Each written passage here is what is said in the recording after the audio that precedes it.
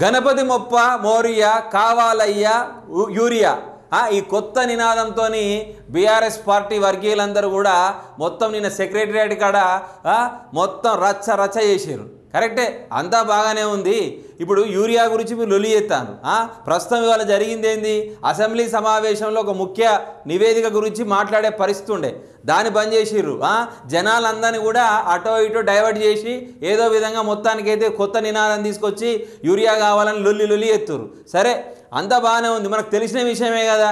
మీరు 11 ఏళ్ళు పరిపాలన చేసినప్పుడు కూడా మీకు కూడా రాష్ట్రంలో బీజేపీ వాళ్ళే మీకు యూరియా సప్లై చేసిర్రు. ప్రస్తుతం కాంగ్రెస్ పార్టీ పరిపాలన చేసినా కానీ మళ్ళీ బీజేపీ సప్లై చేయాలి. మన కేంద్ర మంత్రి కిషన్ రెడ్డి డంగా పదంగా చెప్పిండు. ఏమని చెప్పిండు, కొద్దిగా ఆపరేషన్ సింధూర్ యొక్క యుద్ధాల వల్ల చైనా నుంచి రావాల్సినటువంటి యూరియా ట్రాన్స్పోర్ట్ ఫెయిల్ అవడం వల్ల సరైన కాలంలో అందించలేకపోయినాం. అదే వర్షాలు కూడా పడేదానికన్నా ఎక్కువ పడ్డాయి. రైతులందరూ కూడా పనిలో నిమగ్నం అవట్లా, అవసరం కన్నా ఎక్కువ యూరియా అవసరం పడ్డది.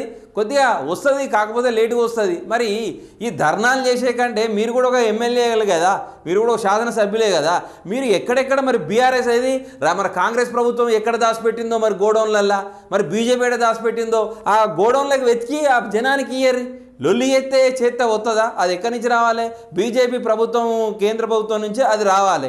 రాష్ట్ర ప్రభుత్వానికి దానికి సంబంధం ఏముంది? రాష్ట్ర ప్రభుత్వం అయినా రైతులకు వ్యతిరేకంగా ఏమైనా కార్యక్రమాలు చేయాలని కంకణం కట్టుకుంటుందా?